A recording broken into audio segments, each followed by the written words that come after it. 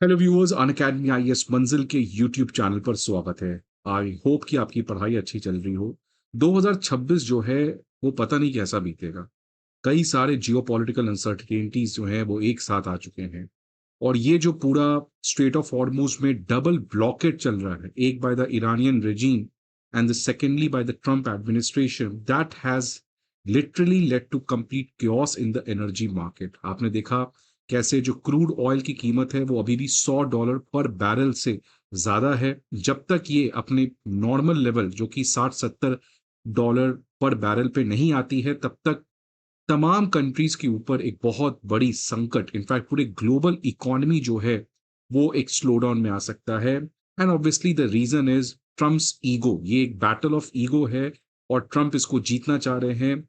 The crazy old man is making the world economy going into a complete chaos। अब आज की इस particular session में एक बहुत ही इंपॉर्टेंट चीज के बारे में बात कर रहे हैं जो आपकी एग्जामिनेशन पॉइंट ऑफ व्यू से काफी रेलेवेंट है। वो है फॉरेन इन्वेस्टर्स का एक ग्रैंड एग्जिट भारत से। हमेशा से चाइना प्लस वन स्ट्रैटेजी के अंदर कि चाइना से अपनी निर्भरता को कम करनी है, दूसरे कंट्रीज में इन्वेस्ट करना है सो दैट चाइना के ऊपर डिपेंडेंसी कम हो। इसकी वजह से जब से चाइना का वेस्टर्न वर्ल्ड के साथ टेंशन हुआ है, लगातार बाहर का पैसा इंडिया में आना स्टार्ट हुआ। लेकिन 2025 के बाद से कुछ ऐसा हो रहा है, ना जाने किसको पता ये क्या हो रहा है, क्योंकि लगातार जो फॉरेन निवेशक हैं, जो फॉरेन इन्वेस्टर्स हैं, वो अपना पैसा भारत की इकोनॉमी से लगातार निकाल रहे हैं और ये रुकने का नाम नहीं ले रहा है। 2025 में तो उन्होंने निकाला, लेकिन 2026 के पहले 4 महीने में जिस तरीके से फॉरेन इन्वेस्टर्स इंडिया से पैसा निकाल रहे हैं, this has literally never ever happened since 1991। 1991 के बाद लगातार फॉरेन इन्वेस्टर्स इंडिया आना शुरू हुए थे, बट 2025 के बाद से things have completely taken a U turn और इसकी वजह से आने वाले समय में इंडिया के ऊपर काफी ज्यादा प्रॉब्लम आ सकता है अगर ये फॉरेन इन्वेस्टर्स वापस से इंडिया में इन्वेस्टमेंट नहीं करते हैं। अगर मैं आपको कुछ डेटा बताऊं जो आरबीआई ने रिसेंटली रिलीज किया है कि अप्रैल के महीने में, ये देख सकते हैं, ये जो पहला लाइन है ये अप्रैल का डेटा है, सॉरी ये मार्च अप्रैल का डेटा है। फॉरेन इन्वेस्टर्स ने इंडिया के स्टॉक मार्केट से लगभग 61,000 करोड़ निकाला, एक महीने का डेटा है। अगर मैं पहले 4 महीने की बात करूं, जनवरी फरवरी मार्च अप्रैल, अगर मैं चारों महीनों का डेटा ऐड भी कर दूं, तो उससे अगर देखेंगे फॉरेन पोर्टफोलियो इन्वेस्टर्स, जो फॉरेन इन्वेस्टर्स इंडिया के स्टॉक मार्केट में इन्वेस्ट करते हैं, उन्होंने 2026 में पहले 4 महीने में लगभग 2 लाख करोड़ रुपए इंडिया से निकाल लिया। अब आप बोलेंगे ये क्यों बड़ी नंबर है, क्यों मैं इतना स्ट्रेस कर रहा हूं? बिकॉज पूरे 2025 में 12 महीने में जो टोटल पैसा फॉरेन इन्वेस्टर्स ने इंडिया से निकाला था वो 1.66 लाख करोड़ था। 12 महीने में लगभग 1.66 lakh crore they have withdrawn, and in this year in the first 4 month itself they have withdrawn 1.92 lakh crore, which means trailer है, मूवी अभी बचा है। तो जिस तरीके से ये फॉरेन पोर्टफोलियो इन्वेस्टर्स इंडिया छोड़ के जा रहे हैं, ये रियली एक बहुत बड़ा वेकअप कॉल इंडिया के पॉलिसी मेकर्स, इकोनॉमिस्ट के लिए है। अब सवाल आता है कि 2026 में ऐसा क्या हो गया? देखिए, 2026 में कोई ऐसा अचानक कुछ बहुत बड़ा चीज नहीं हो गया है। इसकी शुरुआत पिछले 2-3 साल से ही हो चुकी थी और उसमें सबसे बड़ा रीजन है एआई। क्योंकि आज पूरी वर्ल्ड में एक चीज जिसके ऊपर सभी लोग ऑप्टिमिस्टिक हैं, दैट भैया ये डूब जाएगा, वो डूब जाएगा, लेकिन एक चीज दौड़ेगा, वो है एआई। आज जिस तरीके से AI has become a obsession among the economic policy makers, सभी को लग रहा है कि एआई में ही इन्वेस्टमेंट करना चाहिए। इसलिए आप देखेंगे Samsung, south Korea, Japan, America, इनकी स्टॉक मार्केट बूम पर है। चाइना स्टॉक मार्केट बूम पर है। लेकिन इंडिया एआई में है कहां? हमारी जितनी भी आईटी कंपनी है, टीसीएस, विप्रो, ये इन्फोसिस, ये सब तो यू नो आउटसोर्सिंग का काम करते हैं, बीपीओ का काम करते हैं। ये क्यों नहीं टाटा ग्रुप या इन्फोसिस, इतनी बड़ी बड़ी टेक जायंट है, अपना कोई चैट जीपीटी नाम का कोई लार्ज लैंग्वेज मॉडल बनाया? तो जिस तरीके से India has been a complete absent story in the game of AI, the investors don't feel like investing in India. In fact एक बहुत ही इंपॉर्टेंट इकोनॉमिस्ट हैं डॉक्टर मिस्टर रुचित शर्मा, उन्होंने अपने इंटरव्यू में कहा कि अपने करियर में आज तक इंडिया के प्रति इतना indifference among the foreign investors नहीं देखा गया है। मतलब इंडिया के बारे में कोई बात नहीं कर रहा है, बिकॉज आज इंडिया टेक्सटाइल की बात कर रहे हैं, हम लोग इन चीजों की बात कर रहे हैं, लेकिन आज वर्ल्ड एआई की बात कर रहा है। तो उसकी वजह से सारा पैसा जो है वो अमेरिका जा रहा है, वो सैमसंग जा रहा है साउथ कोरिया में, वो जा रहा है आपका जापान में। ये कहानी 2-3 साल से लगातार परेशान कर रही थी इंडिया को, लेकिन फिर कुछ ऐसा हुआ, वो 2025 में ट्रम्प का टैरिफ। सबसे ज्यादा किसी को टैरिफ लगाया गया तो वो भारत को था, 50%, 25% का रेसिप्रोकल, 25% का पेनल्टी रशिया से तेल खरीदने की वजह से। तो एआई की वजह से ऑलरेडी फॉरेन इन्वेस्टर्स इंडिया के ऊपर पॉजिटिव सेंटिमेंट नहीं रखा, और जब ट्रम्प की टैरिफ लग गई एंड कंसिडरिंग द फैक्ट कि यूएस इंडिया का सबसे बड़ा एक्सपोर्ट मार्केट है, तो ये एक बहुत बड़ा स्पॉइलर बना। और फिर क्या था, जियो पॉलिटिकल टेंशन आ गया। मिडिल ईस्ट में आप देख रहे हैं एक नास्टी वॉर चल रहा है, और जब भी ऐसी कोई टेंशन होती है तो लोग जो हैं, जो इन्वेस्टर्स हैं, वो अपना पैसा किसी ऐसे एसेट क्लास में डालना चाहते हैं जिसकी डूबने की प्रोबेबिलिटी कम है।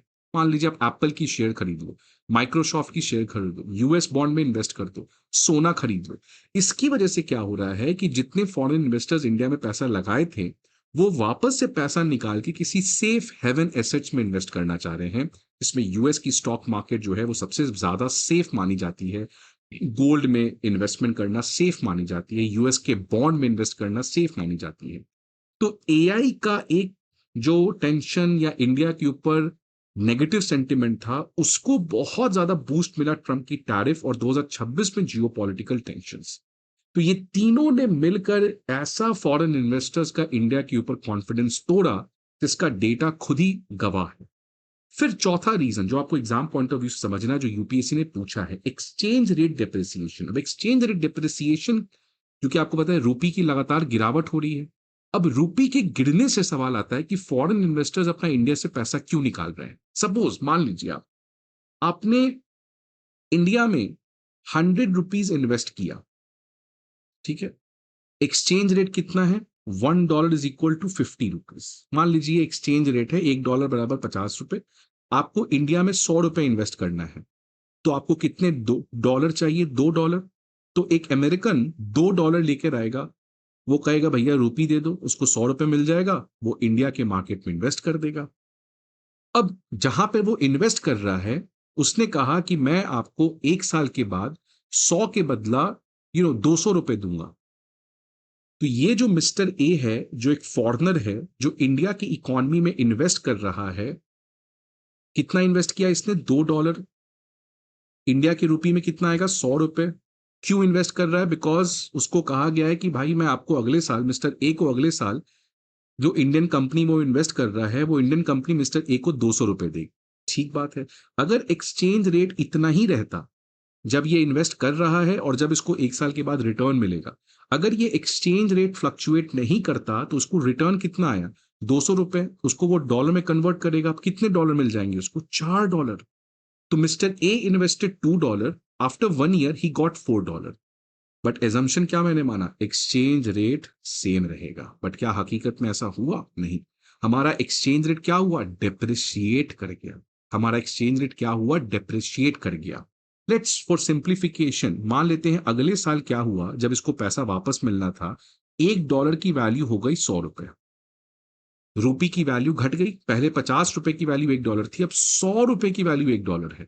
मतलब डॉलर मजबूत हो गया है, रूपी कमजोर हो गया, और वही हो भी रहा है रियलिटी में।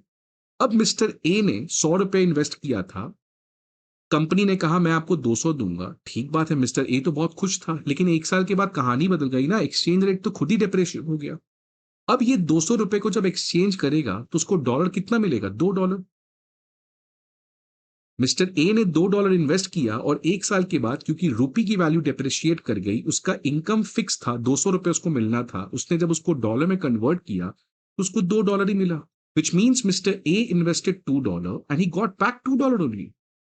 तो इसकी वजह से जब भी एक्सचेंज रेट डेप्रिशिएट करती है, तो फॉरेन इन्वेस्टर्स के लिए जो रिटर्न है उसमें एक सिग्निफिकेंट डिक्लाइन होता है, और उनको जब ये लगता है कि ये एक्सचेंज रेट और डेप्रिशिएट करेगी, मान लो $1 बराबर 150 हो गया, तो मिस्टर ए और टेंशन में आ जाएगा, उसको लगेगा मेरी इनकम जो है वो और कम हो जाएगी, मेरी रिटर्न और कम हो जाएगी। तो इस डर से people start to withdraw money. So whenever rupee depreciates, the foreign investor starts pulling money out of India's economy. और वही चीज यहां पे होते हुए दिख रहा है। एक्सचेंज रेट जितना ज्यादा डेप्रिशिएट करेगा उतना ही ज्यादा फॉरेन इन्वेस्टर्स इंडिया से पैसा निकालना शुरू करेंगे। अब सवाल आता है आपसे, मैं पूछ रहा हूं, आप कमेंट बॉक्स में जरूर बताइएगा, वीडियो यहाँ पे पॉज करिए। अगर आपसे एग्जाम में पूछा गया इससे इंडिया के ऊपर क्या इंपैक्ट पहुंचता है, तो इसके ऊपर इंपैक्ट क्या क्या पहुंचता है, मैं आपको 2-3 ऑप्शन दे रहा हूं, आप बताइएगा इसमें से सही ऑप्शन क्या है। सबसे पहला, क्या इससे हमारा बैलेंस ऑफ पेमेंट अच्छा होगा या खराब होगा? सेकंड, क्या इससे हमारा एक्सचेंज रेट स्ट्रांग होगा या हमारी रुपी और वीकर होगी? राइट? ये 2 चीज का आप आंसर बताइए एग्जाम पॉइंट ऑफ व्यू से। मैं आंसर दे दे रहा हूं इसका, बैलेंस ऑफ पेमेंट जो है वो और प्रॉब्लम में आएगा। द डेफिसिट, जो बैलेंस ऑफ पेमेंट में डेफिसिट है वो और प्रॉब्लम में आ जाएगा। एक्सचेंज रेट हमारा और डेप्रिशिएट करेगा। क्यों करेगा? बिकॉज आप समझिए, बैलेंस ऑफ पेमेंट डेफिसिट में क्यों होगा? बैलेंस ऑफ पेमेंट क्या होता है? कितना डॉलर हम अर्न कर रहे हैं। अब जितना ज्यादा ये फॉरेन इन्वेस्टर्स इंडिया से पैसा निकालेंगे, अब ये मिस्टर ए 200 रुपए को कन्वर्ट किस में करेगा? डॉलर में।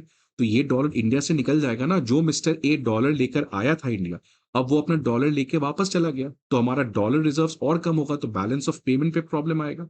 एक्सचेंज रेट, जितना ज्यादा वो डॉलर निकालेगा, अब मिस्टर ए को 1 साल के बाद या जब वो पैसा निकाल रहा है, उसको डॉलर चाहिए, रुपी चाहिए, उसको डॉलर चाहिए, तो डॉलर की डिमांड क्या होगी? बढ़ेगी। वो अपना 200 रुपए लेके वो कहे क्या कहेगा? मुझे डॉलर दे दो। तो वो 200 रुपए बेच रहा है और क्या मांग रहा है? What that person is demanding, that person is demanding dollar. So whenever something's demand increases, its value become stronger. तो इससे एक्सचेंज रेट जो है वो और डेप्रिसिएट होगा। तो इसकी वजह से आने वाले समय में जब ऑलरेडी जीडीपी ग्रोथ में एक स्लो डाउन देखने को मिल रहा है, इन्फ्लेशन बढ़ सकता है, एक्सटर्नल सेक्टर में हमारे पास बीओपी में क्राइसिस और एक्सचेंज रेट में और डेप्रिसिएशन होगा, इसके लिए कोई सरप्राइज आप मत होइएगा। लेट्स होप कि ये चीजें टर्न हो। इसके लिए सबसे ज्यादा जरूरत है एआई में India needs to play aggressive. US के साथ एक मिनी ट्रेड डील हमारा जल्दी होना चाहिए। लेट्स प्रे कि स्ट्रेट ऑफ हॉर्मुज में डबल ब्लॉकेट खत्म हो।